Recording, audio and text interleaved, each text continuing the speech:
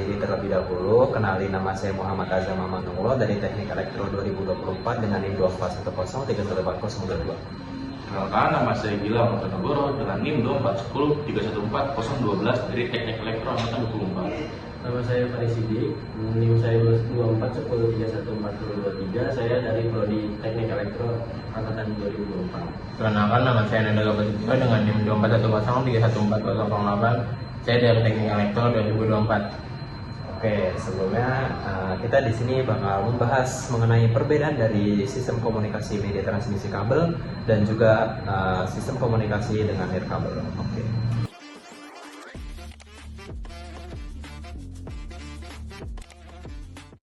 Oke teman-teman, pada dunia telekomunikasi terjadi perubahan pada sistem komunikasi yang dimana manusia pada sebelumnya menggunakan media transmisi berupa kabel untuk berkomunikasi. Namun pada zaman modern ini terjadi perubahan sistem komunikasi yang dimana penggunaan kabel sudah jarang digunakan dan kita beralih kepada sistem komunikasi nirkabel atau lebih dikenal dengan wireless.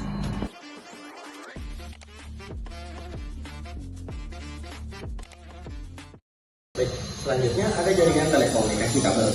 Jaringan telekomunikasi kabel menggunakan media fisik berupa kabel sebagai jalur transmisi sinyal dari pengirim ke penerima. Nah, untuk jalur telekomunikasi kabel ini ada contohnya satu itu kabel twisted pair. Kabel twisted pair atau UTP-STP ini biasa kalian temukan pada sebuah jaringan lokal area network. Nah, jaringan apa itu? Itu adalah jaringan internet PC, tapi bisa juga buat telekomunikasi. Selanjutnya ada kabel koaksial. Koaksial kabel ini lebih sering kalian temukan pada perangkat elektronik sehari-hari di rumah. Contohnya adalah TV lama, TV tabung lama, terus ada modem internet yang lama dan sejenisnya.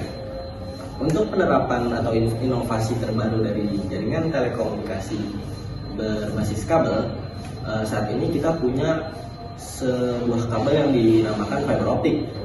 Fiber optik ini terkenal lebih unggul dibandingkan kabel twisted pair ataupun kabel koaksial. Kenapa dikatakan lebih unggul? Karena jikalau dibandingkan kabel fiber optik dengan kabel twisted pair, kabel fiber optik ini tidak perlu memusingkan perihal jarak karena fiber optik bisa mencakup area yang lebih luas dibandingkan twisted pair, dan itu aja.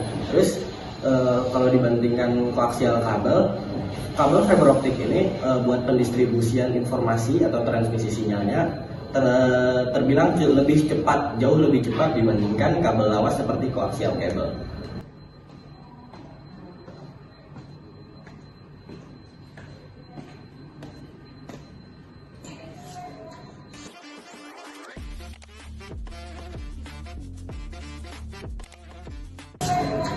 Selanjutnya, perkembangan pada sistem komunikasi saat ini dapat menyampaikan informasi tanpa menggunakan media transmisi fisik berupa kabel atau yang kita kenal dengan teknologi nirkabel atau wireless. Jaringan nirkabel merupakan sistem komunikasi yang menggunakan gelombang elektromagnetik seperti radio, inframerah, hingga cahaya optik sebagai media transmisinya.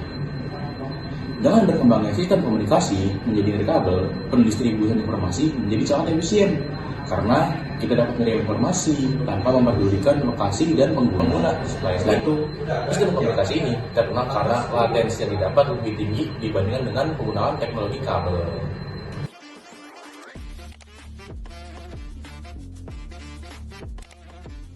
Dulu, komunikasi dan pertukaran data masih bergantung pada kabel stabil tapi terbatas ruang geraknya. Inovasi nirkabel hadir sebagai solusi memungkinkan akses lebih fleksibel, praktis, dan tanpa terikat jarak. Dari kabel ke nirkabel, inilah lompatan besar yang mengubah cara kita terhubung di era modern. Kabel memiliki manfaat utama pada kestabilan sinyal, konsisten, dan keamanan begitu terjamin, sehingga sering digunakan untuk jaringan yang butuh performa tinggi.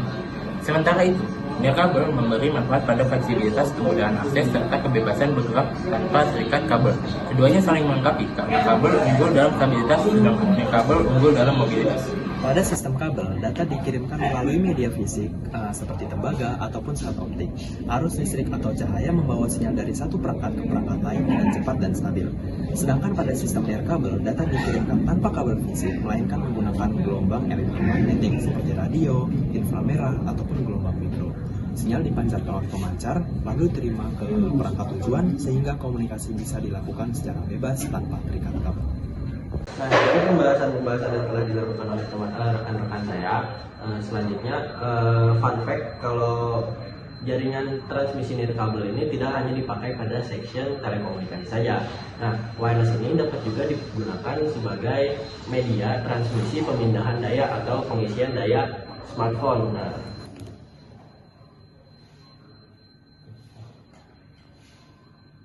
Meskipun inovasi ini terbilang cukup canggih, tentunya inovasi ini tidak luput dari sebuah keterbatasan. Nah, keterbatasan dari inovasi ini adalah charging time-nya itu nggak secepat kalau kita pakai media kabel casan. Terus HP jadi cepat panas. Nah, itulah. Nah, setelah ini kita akan membandingkan kecepatan dari pengisian daya dari yang inovasi tadi, inovasi wireless dan HP ke HP dengan inovasi lamanya, kabel tentunya.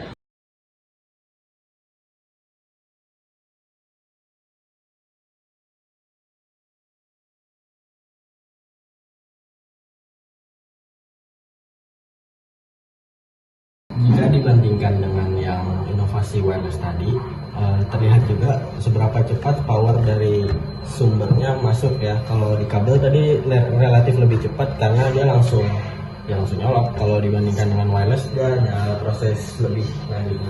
Oke, setelah melihat hasil perbandingan dari percobaan kita tadi, dapat disimpulkan juga pada sistem telekomunikasi yang dimana menggunakan perbandingan media transmisi berupa kabel dan juga nirkabel. Seperti yang kita tahu tadi, terjadi perbedaan antara kecepatan penerimaan informasi di antara pengisian daya menggunakan kabel dan juga nirkabel. Hal ini dapat kita representasikan kepada sistem telekomunikasi yang dimana ketika kita menggunakan media transmisi kabel itu terjadi yang namanya penyampaian informasi yang cepat. Benar nggak? Benar. Nah, tapi lebih cepat dari kabel. Betul. Gimana tuh? Nih, kalau nirkabel itu bergantung kepada jarak pengguna ke base transceiver station. Nah, jadi sinyalnya itu latensinya bakalan istilahnya terganggu oleh faktor luar lah. Sedangkan kalau kita pakai kabel, dia kan punya media fisik. Jadi penyampaian dan pendistribusian informasi atau transmisi sinyalnya itu bakal lebih cepat kalau kita pakai media transmisi kabel. Oh, tapi untuk mobilitasnya ini sedikit terganggu ya, karena media transmisi kabel itu kan ada media fisiknya, jadi nggak seefisien jaringan nirkabel gitu. Ya, Terbatas jangkauan dari panjang kabel tersebut. Bagaimana? Oh, begitu sih. Oke, kesimpulan dari percobaan tadi antara pengisian daya menggunakan nirkabel maupun kabel, di mana pengisian nirkabel itu menggunakan media tambahan seperti medan elektromagnetik, di mana medan elektromagnetik itu akan disalurkan pada perangkat lain, dan medan tersebut akan juga menjadi arus listrik. Namun seperti yang tadi disebut, penggunaan nirkabel memiliki kekurangan yang dimana arus yang diberikan itu tidak akan sebaik dengan menggunakan kabel, karena untuk menggunakan kabel media transmisi jauh lebih baik dibandingkan menggunakan nirkabel dalam konteks pengisian daya smartphone. Baiklah, mungkin segitu saja pemaparan dari kami mengenai perbedaan sistem komunikasi dengan media transmisi kabel dan juga media transmisi nirkabel atau yang dikenal dengan wireless. Mungkin dengan penjelasan kami, kalian semua dapat mengerti perbedaan secara universal dan juga kami undur diri.